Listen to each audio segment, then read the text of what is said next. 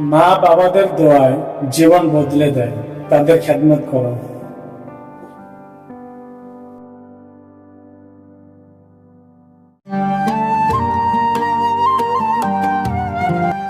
মানুষকে ক্ষমা করো বন্ধু, আল্লাহ তোমাকে ক্ষমা করবে।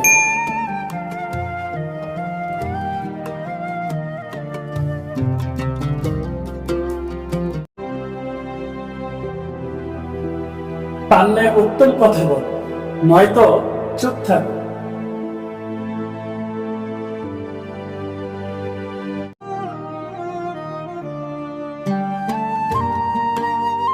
রাসূল সাল্লাল্লাহু আলাইহি ওয়াসাল্লাম বলেছেন, প্রত্যেক ভালো কাজই সদকা।